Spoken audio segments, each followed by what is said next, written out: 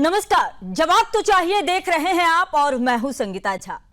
आज हम आपके सामने लेकर आए हैं एक ऐसा मामला जिसने हर भारतीय के सीने में आग लगा दी है।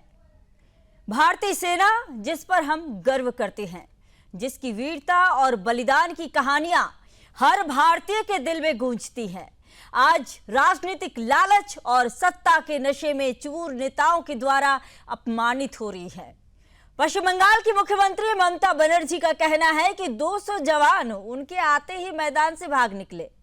केवल एक भद्दा मजाक नहीं है, बल्कि यह हमारे वीर जवानों और पूरे देश की अस्मिता पर सीधा हमला है।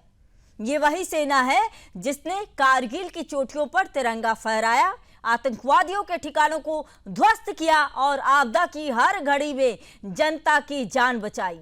और आज उसी वीर सेना पर आरोप। ये कैसा पहला मामला नहीं है, ये कोई इसके पहले भी कई ऐसे मामले सामने आते रहे हैं। पश्चिम बंगाल से पहले भी उन्होंने हिंदू धर्म, हमारी संस्कृति और देशभक्ति के खिलाफ बयान दिए हैं और अब उनकी राजनीतिक छलांग सीधे हमारे जवानों के सम्मान तक पहुंच गई। पश्चिम बंगाल के नेता प्रतिपक्ष शुवेंदु अधिकारी ने भी इस टिप्पणी पर तीखा कटाक्ष किया है। तैयार हो जाइए, क्योंकि जवाब तो चाहिए में हम पूछेंगे क्यों सत्ता के लिए हमारे सैनिकों का अपमान किया जा रहा है। क्या सत्ता की कुर्सी बचाने के लिए कोई अपने देश की सेना का अपमान कर सकता है? क्या ममता बनर्जी के लिए सत्ता का मोह राष्ट्र की अस्मिता और सेना की गरिमा से भी ऊपर है? देखिए रिपोर्ट।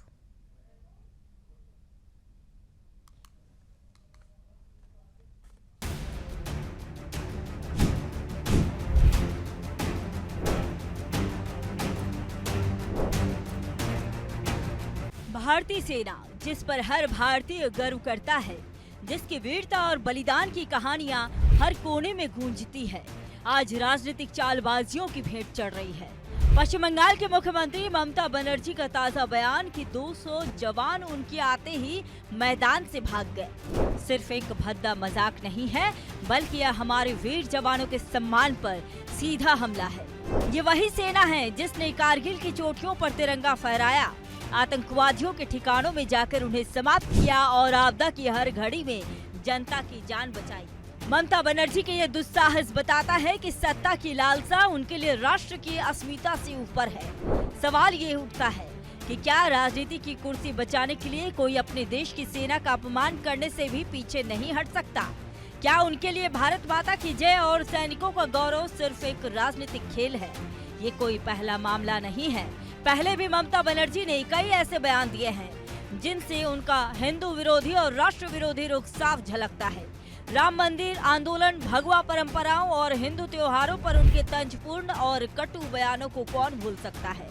उनके लगातार राष्ट्र विरोधी रुख और कट्टर राजनीतिक भेदभाव अब खुले तौर पर सेना तक पहुंच गया है।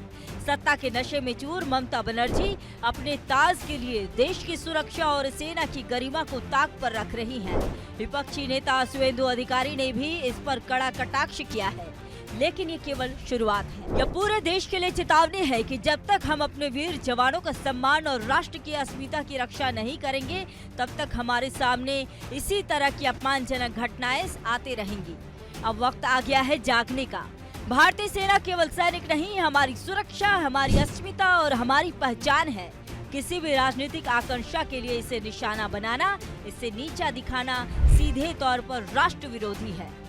बंगाल की जनता और पूरे देश की जनता को इस सत्ता के अभिमान और राष्ट्र विरोधी मानसिकता के खिलाफ खड़ा होना होगा, क्योंकि जब तक सैनिकों की वीरता का अपमान किया जाता रहेगा, तब तक हमारी अस्मिता सुरक्षित नहीं रहेगी।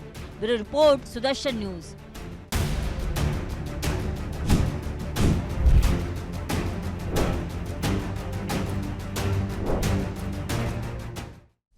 तो सवाल देखिए साफ है, क्यों सत्ता के लिए सेना का अपमान होगा?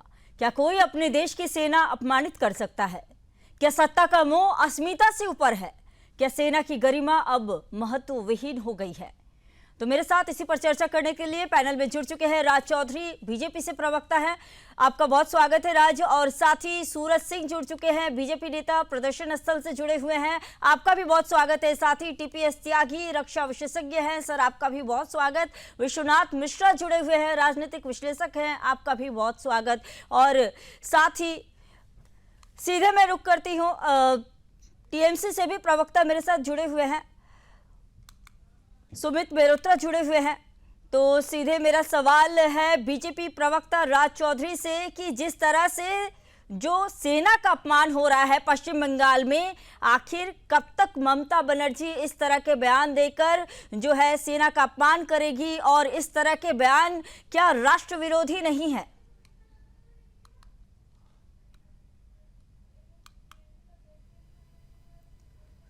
राज, आप खुद को अनम्यूट कर लीजिए।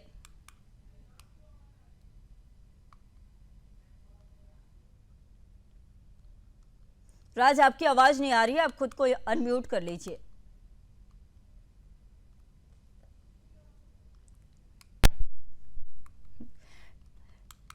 ठीक है, मेरे साथ टीपीएस त्यागी सर भी जुड़े हुए हैं। सर, मैं आपके पास आती हूँ।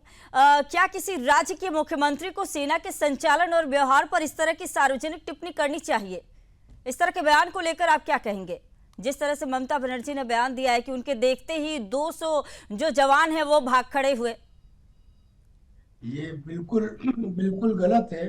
पहले तो स्थिति को समझिए कि जो मैदान है वो मैदान वेस्ट बंगाल गवर्नमेंट के अंडर में नहीं आता, बल्कि वो ईस्टर्न कमांड जिसका हेडक्वार्टर फोर्ट विलियम में है उसके अंदर आता है। ईस्टर्न कमांड को भी उसको किराए पर देने के लिए केवल 3 दिन की ही अनुमति है, यानी कि 3 दिन के लिए ही दिया जा सकता है। तो वो 1 अगस्त को जब 3 दिन के लिए दिया गया और बार बार रिमाइंड करने के बाद भी 31 अगस्त तक इन्होंने उसको नहीं हटाया, तब मजबूरन आर्मी ने अपने जवानों को भेजा उसको हटाने के लिए।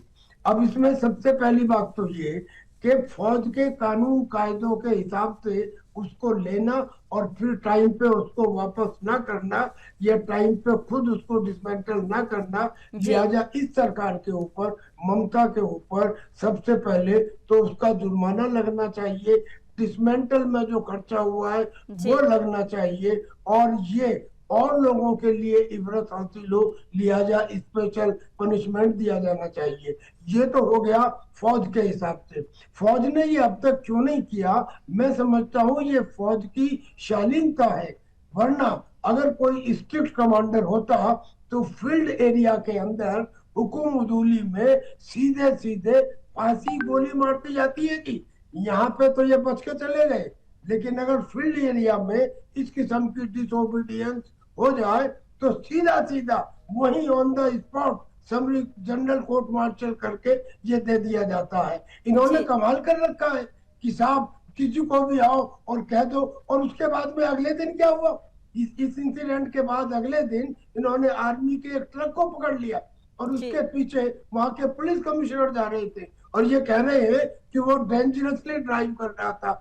डेंजरसली ड्राइव कर रहा था तो पुलिस कमिश्नर की गाड़ी आगे होती तब तो शिकायत करते, मगर वो पीछे थी। खैर ये तो हुआ कि जो कुछ हुआ ये गलत हुआ, लेकिन अब मैं वो बात बताना चाहता हूँ कि इनके कान खड़े हो जाए आगे के लिए भी। देखिए, हम एक पूर्व सैनिक हैं और आज की तारीख में जो सरहद के ऊपर सिपाही तैनात हैं वो ज्यादातर पूर्व सैनिकों के बच्चे हैं, क्योंकि नेताओं के बच्चे तो वहां जाते नहीं है। अब वो जो पूर्व सैनिकों के बच्चे हैं, अब वो पुराने समय के 1947 के कम पढ़े लिखे सिपाही भी नहीं है। उनके हाथ में भी एक बाकायदा बेहतरीन स्मार्ट मोबाइल है और वो भी तरह तरह के चैनल देखते हैं, पढ़े लिखे हैं, एनालाइज करने की क्षमता आ गई है। अब वो मेरे जैसे कमांडिंग ऑफिसर से सवाल पूछते हैं कि ऐसी लेडी जो हमको ये कहे, जिन्होंने हिंदुस्तान की हर मुसीबत में हिंदुस्तान की रक्षा की, न केवल बाहरी फोर्सेस से बल्कि जब भी कभी कोई प्राकृतिक या कृत्रिम आपदा आई फौज ने रक्षा की, उस फौज के लिए ये कहे कि 200 फौजी मेरे आने के बाद भाग के चले गए, उनकी शालीनता को बोलती है भाग के चले गए, और ये बात उनके दिमाग में है। तो वो कहते हैं कि क्या हम ऐसे नेताओं के लिए अपनी जान का बलिदान दें, हम ऐसे नेताओं के लिए दुश्मन और खतरे के साए में लंबे समय तक सरहद पर रहे। अरे कमाल कर रहे हैं ये लोग। ये मैं समझता हूँ यहाँ की जो सरकार है, उस सरकार या केंद्र सरकार है, उसको इसका संज्ञान लेना चाहिए, प्रेसिडेंट रूल लगना चाहिए। एक एक इंसिडेंट, यही एक इंसिडेंट कि ये 200 जवानों को ये लेडी कह रही है कि मेरे आते ही वो भाग के चले गए। वो शालीनता थी उनकी कि उन्होंने तुमको ये रेस्पेक्ट दी, और तुम कहते हो वो भाग के चले गए, जिन्होंने 4 दिन में ऑपरेशन सिंदूर में पाकिस्तान को, चाइना को, टर्की को, अमेरिका को, अजरबैजान को, 5 दुश्मनों को एक साथ 4 दिन में हराया। ये कह रहे हैं कि वो 200 भाग के चले गए उसके आने के बाद में, उसका ये स्टेटमेंट थी, इस बात का सबूत है कि शी डिजर्व पनिशमेंट। और अगर वो बगैर पनिशमेंट के बच जाती हैं तो मैं समझता हूँ ये सेना का अपमान होगा। केंद्र सरकार को इसका कॉग्निजेंस लेना चाहिए, बिल्कुल संज्ञान लेना चाहिए। ठीक है, मेरे साथ राजनीतिक विश्लेषक भी जुड़े हुए हैं। विश्वनाथ जी, मैं आपसे जानना चाहूंगी कि क्या यह ममता बनर्जी की रणनीति है, क्या राजनीतिक ध्रुवीकरण के लिए जो है सेना को लेकर इस तरह से बयान देना? आती हूँ राज्य में, आपके पास आती हूँ। संगीता जी, ममता बनर्जी सत्ता के लिए किसी हद तक गिर सकती। बांग्लादेशी घुसपैठियों की जो संख्या हमने बिहार में देखी, कुछ लाख नजर आ रही है, ऐसा लग रहा है। बांग्लादेश में ये संख्या बांग्लादेश के जो घुसपैठिए हैं करोड़ों की संख्या में हमारे पश्चिम बंगाल में हैं। इस बात का एहसास ममता बनर्जी को हो गया कि ये जब ड्राइव बांग्लादेश के घुसपैठियों को हटाने की जब नंबर आएगा तो उनकी सरकार दोबारा रिवाइव नहीं हो पाएगी। उन्हें इस बात का भय हो रहा है। उसके लिए उन्होंने बांग्ला भाषा के नाम पर ये सारी नौटंकी शुरू की। ये देशद्रोह है, ये देशद्रोह की श्रेणी में आता है कि अगर आप अपने देश के सैनिकों के ऊपर यह आरोप लगाएं कि वो मुझसे डर कर भाग गए, इससे ज्यादा शर्मनाक कुछ नहीं है। ये राष्ट्रद्रोह का सीधा सीधा केस है। आप भाषा आंदोलन बना रहे हैं, भाषा आंदोलन, भाषा के पीछे छुपने की कोशिश कर रहे हैं। वो बांग्लादेशी घुसपैठिए, वो आपके लिए भाषाई रूप से भाई हैं आपके। वो क्या देश के नागरिक हैं? आपने उनको नागरिकता दी है। देखिए, ये जो ममता दीदी जो है, इनको सेना की जो गरिमा है उसका एहसास नहीं है। और इस तरह के नेताओं को जब तक सजा न दी जाए, कानून सम्मत सजा न दी जाए, उन पर सख्त एक्शन न हो, तब तक वो एक मैसेज डाउन द लाइन नहीं जाता है। मैं कर्नल साहब के बात से बिल्कुल सहमत हूं कि जब इस तरीके के अल्टीरियर वायलेशंस हो तो निश्चित रूप से ऐसे नेताओं को सख्त सजा मिलनी चाहिए जो कानून सम्मत हो। वो हमारी सेना के वो जवान इतनी सामर्थ्य रखते हैं कि ये तो कुछ भी नहीं है। बड़े बड़े देशों को मिट्टी में मिलाने की उनको सामर्थ्य, उनको उनकी औकात बताने की सामर्थ्य रखते हैं, और आप उनका मजाक उड़ा रहे हैं कि 200 सैनिक मुझे देखते ही भाग गए, जैसे ये कोई बहुत बड़ी बम हो कि देख के, या बहुत बड़ी तोप हो, बहुत बड़ी माफिया हो जिनको देख के सब डर के मारे भाग गए। कितनी शर्मनाक बात है। आप अपने उस ट्रैफिक पुलिस के अधिकारियों को लगाते हैं कि जाइए आर्मी के ऑफिसर से झगड़ा करिए। ये क्या मोहल्ले का झगड़ा है?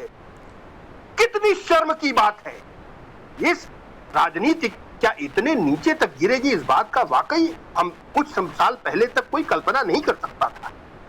व्यक्ति अपने विषय, अपने विचार, अपनी विचारधारा लेकर जनता के बीच में जाता था, लेकिन आज ममता दीदी ने वो स्थिति पैदा कर दी है कि वो विदेशी घुसपैठियों को बचाने के लिए अपनी आर्मी के, अपनी सेना के जवानों से लड़ ही नहीं रही हैं, उन पर आरोप लगा रही, उनका अपमान कर रही, उनकी अस्मिता पर सवाल उठा रही हैं, राष्ट्र की अस्मिता पर सवाल उठा रही, सेना की वीरता पर सवाल उठा रही हैं।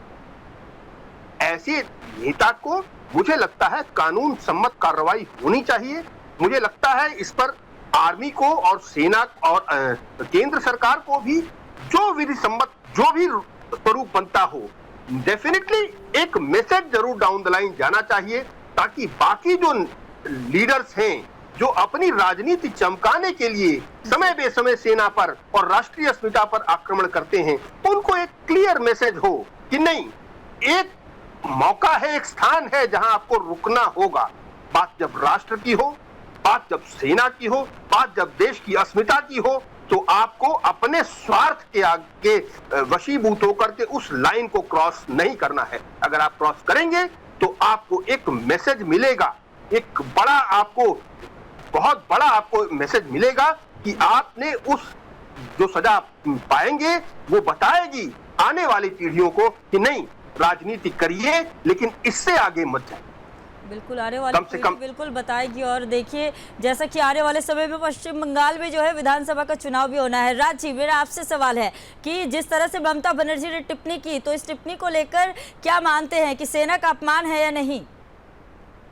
देखिए, तृणमूल कांग्रेस जो है ये एक देश विरोधी संगठन है।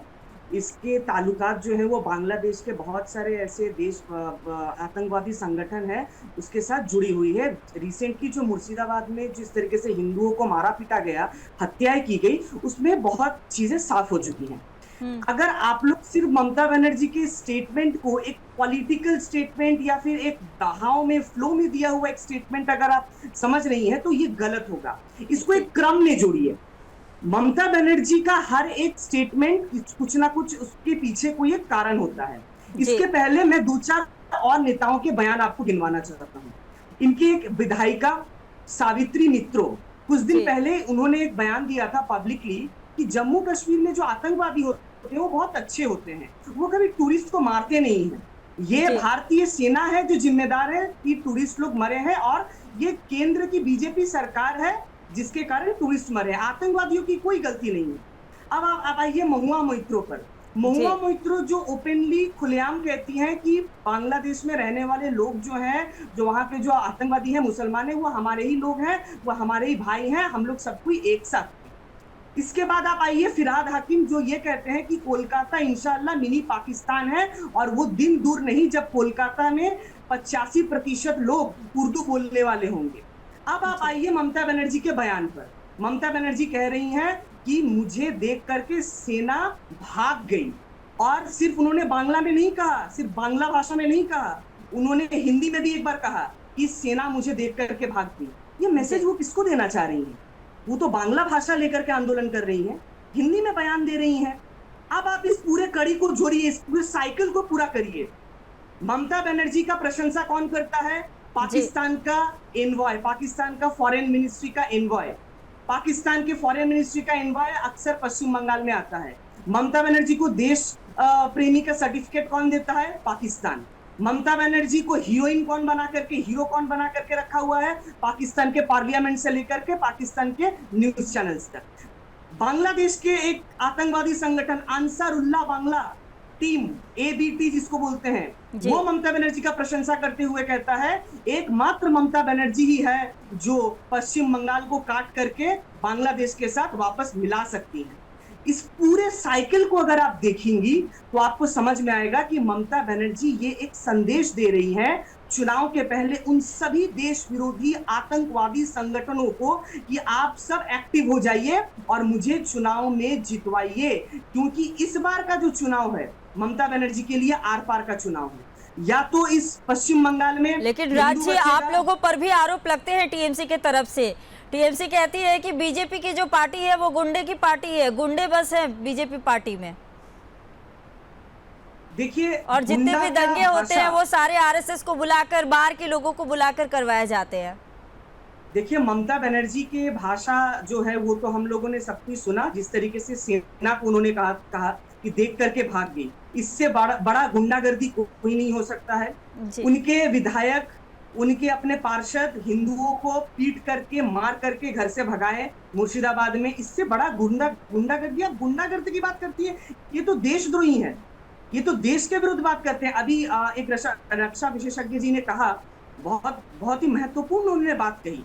मैं उसी बात को आगे बढ़ाते हुए मैं बिल्कुल 30 सेकंड लूंगा, एक मैप दिखाऊंगा। देखिए, अगर दिख रहा हो ये सही से, ये पश्चिम बंगाल का मैप है। ये जो आप डीप ग्रीन देख रही हैं, ये पॉपुलेशन, ये मुस्लिम पॉपुलेशन का है। ये मुर्शिदाबाद, मालदा, ये सारे जिले हैं जो कि बांग्लादेश से सटे हुए हैं, और पूरी तरीके से ये साथ ही दक्षिण 24 परगना भी है राज्य। जी बिल्कुल। अब मैं आपको दिखा रहा हूँ, ये बिहार का मैप है। देखिए, बिहार में जिस जगह पे पश्चिम बंगाल है, पश्चिम बंगाल के साथ जुड़ा हुआ है, वो बिल्कुल डीप ग्रीन है, बिल्कुल। आप समझिए, मैं कह रहा हूं डेमोग्राफी इज डेस्टिनी। इस देश का जो डेमोग्राफी बनेगा वही हमारा भारत का भाग्य होगा। हम 2047 विकसित भारत की बात कर रहे हैं, बीजेपी कर रही है, देश के प्रधानमंत्री कर रहे हैं, और ममता बनर्जी 2047 कुछ और मिशन के साथ चल रही है। ये सेना को अपमान करना, सेना की गाड़ी राज जी आपके पास वापस आती हूँ, कई सारे सवाल आपसे भी है। मैं टीपीएस त्यागी सर मेरे साथ है। सर आपसे मेरा सवाल है कि सेना की मर्यादा और राजनीति के बीच क्या अब ऐसा नहीं लगता है कि एक लक्ष्मण रेखा होनी चाहिए? और वह जो बार बार जिस तरह से अपमान किए जाते हैं सेना पर, सिर्फ देखिए कोई टीएमसी पार्टी के नेताओं की बात नहीं है, कई ऐसे पार्टी है, कांग्रेस की भी अगर हम बात कर ले, जब ऑपरेशन सिंदूर हुआ था उस दौरान भी सवाल उठाए गए, इसके पहले उरी अटैक हो जाए या फिर जब भी पहलगाम अटैक हुए थे, सारे मुद्दों को लेकर जो है बार बार सेना पर सवाल उठाए जाते हैं। जी, सेना के ऊपर सवाल उठाए जाते हैं और सेना भी चुप रही ये सुनने के बाद भी कि कश्मीर का एक नेता कहता है कि पाकिस्तान ने चूड़ियां नहीं पहन रखी। कश्मीर का वही नेता कहता है कि अगर चाइना की हुकूमत हिंदुस्तान में आ जाए तो हमारे लिए अच्छा है। और ऐसे ही हिंदुस्तान का एक बड़ा प्रतिपक्ष का नेता कहता है कि तवांग में हिंदुस्तान की आर्मी चाइना से पिटकर चली आई। ये खून जैसे घूंट है, पता नहीं क्यों हमारी सरकारें इसे सुनने के बाद भी चुप बैठ गईं और उन्होंने उनके खिलाफ एक्शन नहीं लिया। लेकिन उसके बाद आया ऑपरेशन सिंदूर, और ऑपरेशन सिंदूर में प्राइम मिनिस्टर ने एक बात कही कि अब आतंकवाद को एक्ट ऑफ टेरर को एक्ट ऑफ वार माना जाएगा। इसमें छुपी हुई बात ये थी कि ये केवल एक्सटर्नल नहीं था, ये इंटरनल भी था। यानी कि prevention of unlawful activities act यूपा के अंदर उन अनलॉफुल एक्टिविटीज में जितने भी अपराध हैं वो सब अपराध एक्ट ऑफ टेरर है और उन्हें करने वाले को माना जाएगा कि ये एक्ट ऑफ वार है।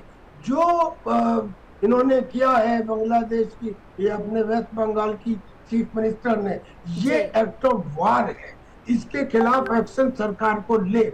ये इतना बड़ा गुनाह है कि इसे केवल सरकार तक नहीं छोड़ा जा सकता। हालांकि जो सैनिक हैं, जो ड्यूटी पे हैं, वो तो आवाज नहीं उठा सकते, लेकिन हम तो उठा सकते हैं। हम पूर्व सैनिक हैं और हम केवल सरकार पे इसे छोड़ने वाले नहीं है। हम ऐसे लोगों का सार्वजनिक बहिष्कार करेंगे, सामूहिक बहिष्कार करेंगे। जहां दिखाई देंगे इन्हें भगा भगा के इनके खिलाफ एक्शन लेंगे, दिखाई देंगे इनके मुंह पे थूकेंगे।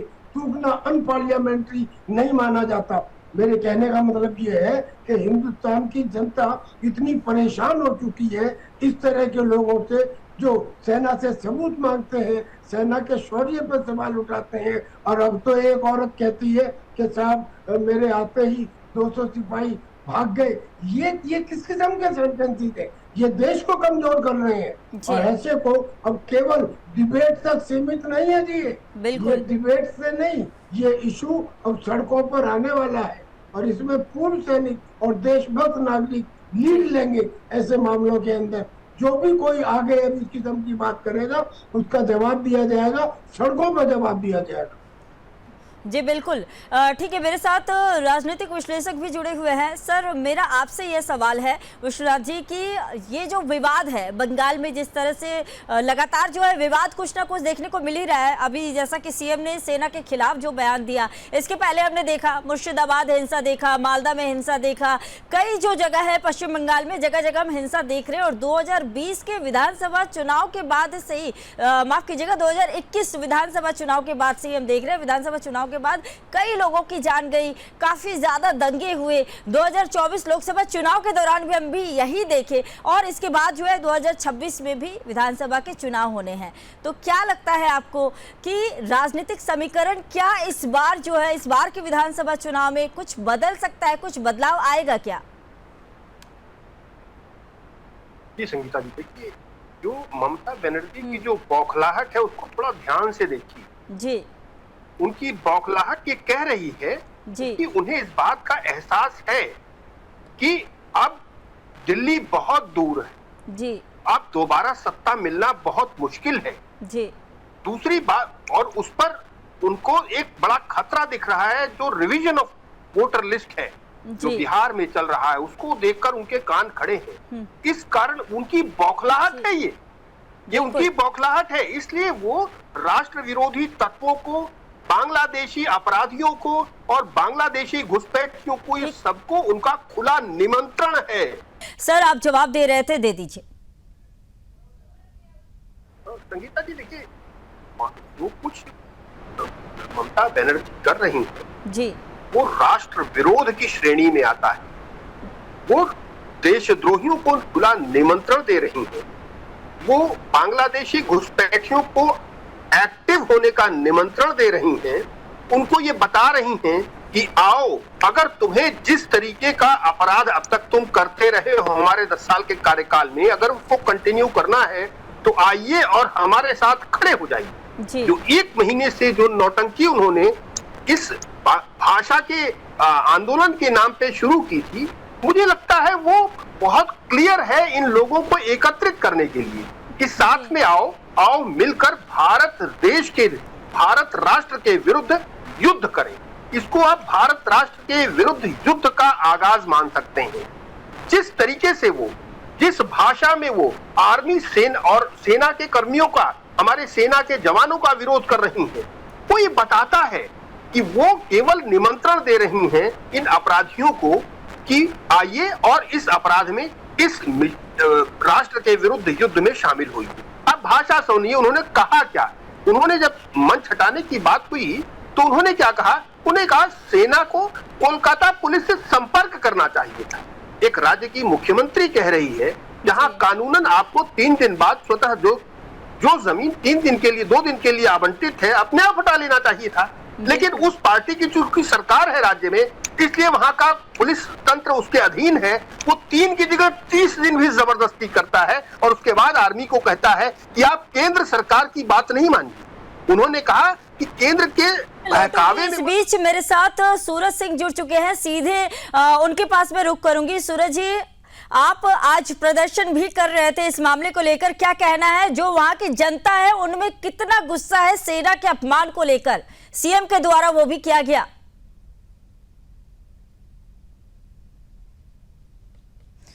सूरज जी आप खुद को अनम्यूट कर ले, आपकी आवाज नहीं आ रही है। जी बोलिए।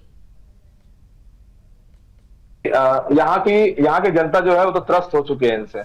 वो तो मतलब त्राहिमाम कर रही है, क्योंकि यहाँ पर जिस प्रकार से ममता बनर्जी ने पूरा का पूरा शासन व्यवस्था यहाँ पर कोलैप्स कर गया है। पूरा पुलिस को लेकर ये ममता बनर्जी टिकी हुई है आज। अब भारतीय सेना के खिलाफ जो चीजें हुई है, कल जो हमने देखा है, एक मुख्यमंत्री एक शपथ लिया हुआ, जिन्होंने संविधान से शपथ लिया, उनके मुंह से जब ये बात निकलती है कि भारतीय सेना के जवान जो है मुझे देखकर भाग गए, ऐसी बात जब वो बोलती है तो एक मैसेज जाता है यहाँ पे जो कट्टरपंथी जो शक्तियां हैं या फिर जो बांग्लादेश में जो बैठे हुए हमारे दुश्मन है या पाकिस्तान में हमारे दुश्मन है, वो इनकी इन वीडियो क्लिप को यूज करते हैं और वहां पे वो लोग चलाते हैं। तो ये कहीं ना कहीं देश के दुश्मनों के हाथ में एक हथियार देना, सौंप देना, ये ममता बनर्जी का शुरू से आदत रहा है। उन्होंने इसके पहले भी पुलवामा का सबूत मांगा, इसके पहले वो बीएसएफ को हमेशा उनके नेता, वो खुद भी बीएसएफ को लेकर अभद्र टिप्पणी करते रही। तो हमने तो ये देखा है। और यहाँ की महुआ मोइत्रा जो है वो हमारे देश के जो हमारे गृह मंत्री हैं, अमित शाह जी का गर्दन काट के टेबल पर रखने की बात करती है जी। तो ममता बनर्जी यहाँ पर देशद्रोही मामले तो कई सारे हैं सूरज जी, लेकिन क्या इस बार मामले तो कई सारे हैं पश्चिम बंगाल में जो कि टीएमसी के खिलाफ जा रहे हैं। ममता बनर्जी के कई सारे बयान हैं, या फिर फिरहाद हकीम हो जाए या फिर कई सारे नेता जो टीएमसी में उच्च जो मंत्री लेवल के भी जो नेता है उनके द्वारा भी दी गई है। लेकिन इस बार क्या कुछ बदलाव नजर आएगा क्या आने वाले चुनाव के दौरान? क्योंकि आप लोग की सबसे बड़ी तो आप लोग भ्रष्टाचार का मुद्दा हो या फिर इस तरह के जो मामले हो, इन सब मामलों को लेकर आप जनता तक तो जा रहे हैं, लेकिन जब चुनाव होते हैं उस दौरान जो है समीकरण कुछ और ही नजर आता है। इस बार क्या होगा?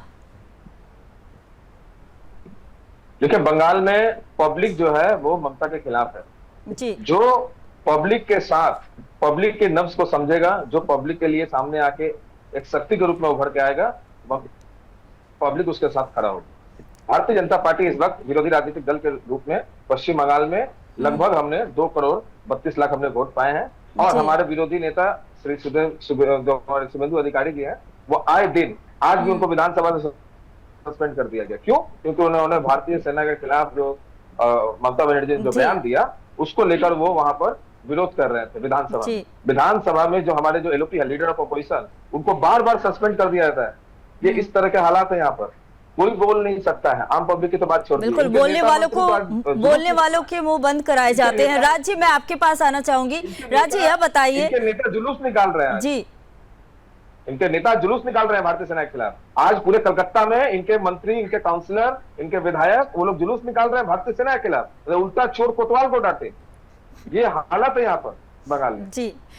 यही तस्वीर हम देखे थे जब आरजीकर मामले में भी ऐसी ही तस्वीर देखने को मिली थी। ठीक है राज जी, मैं आपके पास आना चाहूंगी। यह बताइए कि आपके कई सारे विधायक हैं पश्चिम बंगाल में, आपके सांसद भी हैं, आप लोग क्या कर रहे हैं पश्चिम बंगाल में? इस तरह की जो बार बार चीजें हो रही है, चाहे वो मुर्शिदाबाद कांड हो या फिर मालदा हो या फिर मेदिनीपुर हो, कई सारे जगहों पर इस तरह के कांड हो रहे हैं। क्या सिर्फ प्रदर्शन करना ही, बस प्रदर्शन के माध्यम से ही आप जनता की सेवा करेंगे क्या?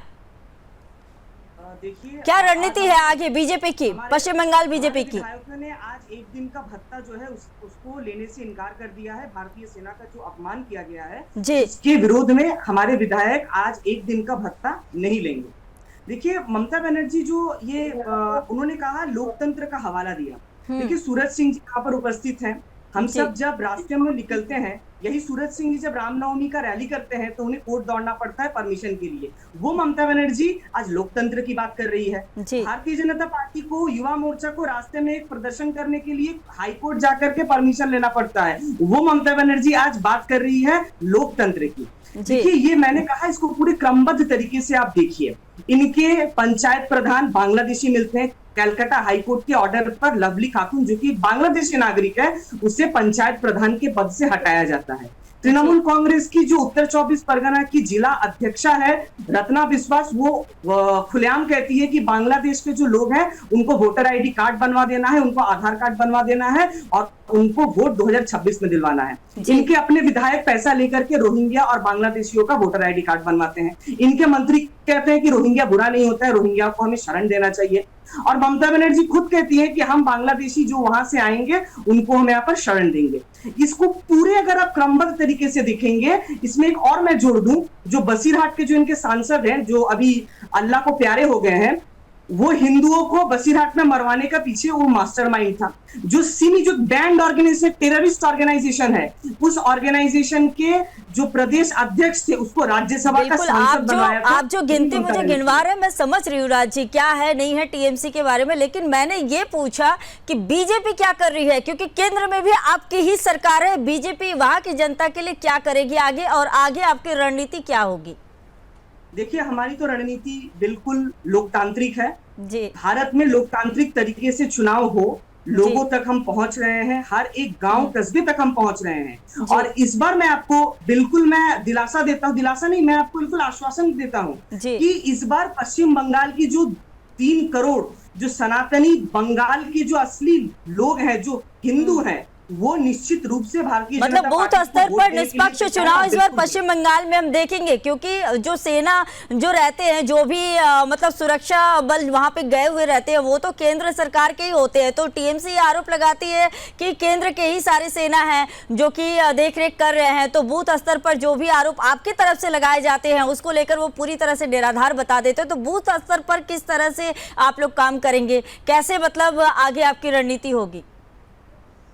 देखिए, पहले तो मैं एक करेक्शन कर दूं कि लोकल जो पुलिस होती है, लोकल जो एडमिनिस्ट्रेशन होती है, वही सेंट्रल फोर्स को गाइड करती है कि कैसे काम करना है। ये पूरी तरीके से सेंट्रल फोर्स के ऊपर नहीं रहता। गाइड तो लोकल पुलिस ही करती है, लेकिन वहां पर तो सेंट्रल पुलिस ही रहता है। तो इसीलिए तो आरोप लगते हैं आप पर। इसलिए जब आप आरोप लगाते हैं तो उल्टे ही जो टीएमसी के नेता हैं वो आप पर आरोप लगाते हैं। तो इस पर किस तरह से काम किया जाए? क्योंकि देखिए, बूथ स्तर पर जाहिर सी बात है, कई जगह मैंने खुद देखा है, मैं खुद वहां पर जमीनी स्तर पर मैंने रिपोर्टिंग की है, तो मैंने देखा है बूथ स्तर पर काफी ज्यादा परेशानी होती है। तो इन परेशानियों के साथ कैसे आगे आप लोग काम करेंगे? देखिए, उसके लिए हम लोगों तक पहुंच रहे हैं। जब जनता पूरी तरीके ठीक है राजीव, फिलहाल समय की इतनी ही इजाजत थी।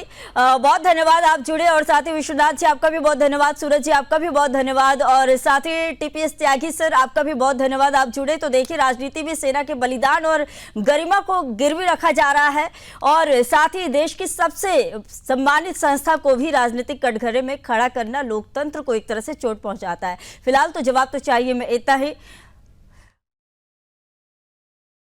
से पहले राष्ट्र की अस्मिता को भी सोचना चाहिए। इस तरह के जो राजनीतिक बयान जिस तरह से मुख्यमंत्री ममता बनर्जी ने दिया, इसको लेकर जो है लगातार जो है अब जो है प्रदर्शन पश्चिम बंगाल में जगह जगह होने लगे हैं। विपक्ष के नेता शुभेंदु अधिकारी ने साफ इस मुद्दे को लेकर कहा है कि ऐसे जो बयान हैं वो बिल्कुल ही बर्दाश्त नहीं किए जाएंगे।